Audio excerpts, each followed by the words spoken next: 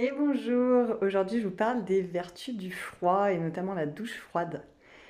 Je suis Domiti Bruneton, je suis médecin gastro-entérologue et après avoir passé plus de 10 ans à m'occuper des intestins des gens, maintenant je m'occupe plus des émotions et j'accompagne les personnes à retrouver la joie, notamment les personnes qui ont des burn-out, grâce à des techniques de libération émotionnelle, personnelle et parfois même transgénérationnelle, parce que parfois il y a des choses qu'on porte qui viennent de nos ancêtres. Et donc aujourd'hui, j'ai envie de vous parler des vertus du froid.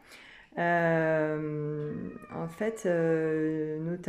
Wim Hof a fait beaucoup d'études. C'est quelqu'un du Nord qui a perdu son épouse et ses enfants. Et suite à ça, il a fait une dépression et il s'est intéressé aux vertus du froid.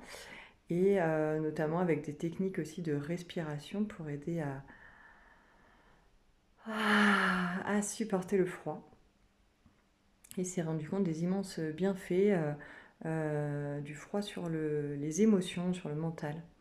C'est vrai que c'est prouvé que le fait d'être dans le froid, ça permet de sécréter des endorphines. Donc ces neurotransmetteurs qui sont au niveau du cerveau et qui peuvent changer l'humeur avec notamment la sérotonine. Vous avez sûrement entendu parler des antidépresseurs il y en a par exemple qui sont des inhibiteurs de la recapture de la sérotonine. Et donc le fait d'être dans le froid, les techniques de respiration aussi permettent d'augmenter la quantité de sérotonine dans notre cerveau.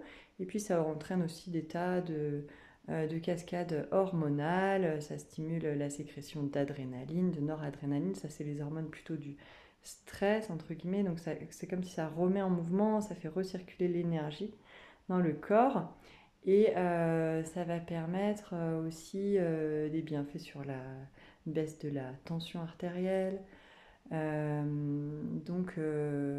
voilà, des vertus à plein de niveaux. Et le fait de s'habituer au froid aussi, ça peut permettre pour les personnes qui ont des syndromes de Raynaud. Donc syndrome de Raynaud, c'est quand on a les extrémités qui deviennent blanches et froides.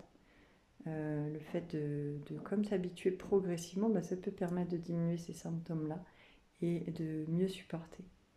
Alors ce que je vous propose pour commencer à vous habituer au froid, c'est au lieu de prendre une douche chaude, petit à petit, chaque jour, de baisser un petit peu la température. Ou bien vous pouvez commencer par tiède et puis baisser après.